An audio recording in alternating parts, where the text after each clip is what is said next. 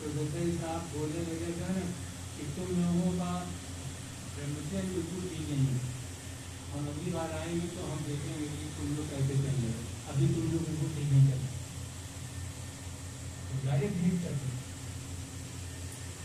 और जो चाहते हैं उसको साफ साफ करें। तो वो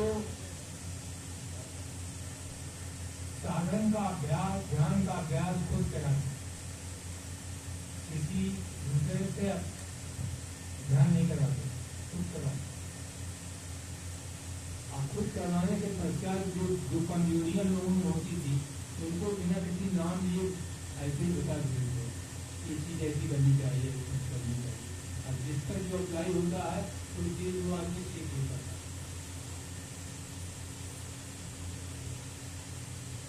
तो जिनकी बताई हुई बातें हम आपके सामने जरूरत चाहिए। तो वो कहते थे उनके जीवन में कुछ ऐसी घटनाएं हुई जब महात्मा गांधी का नमक सत्याग्रह आंदोलन चल रहा था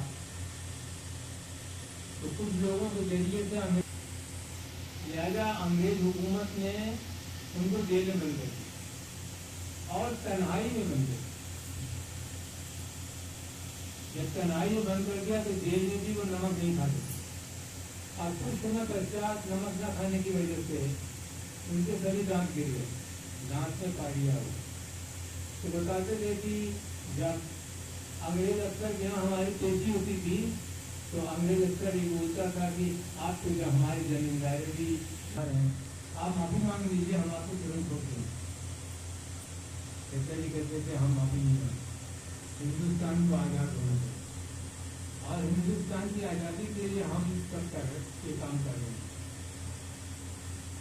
और हिंदुस्तान की आज़ादी के दरमियान हमारा कोई आदमी उसमें जफन नहीं आ सकता, इसकी हम गारंटी करते।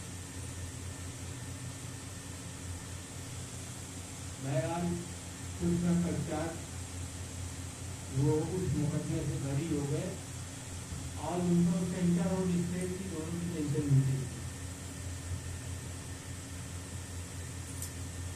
इसके पश्चात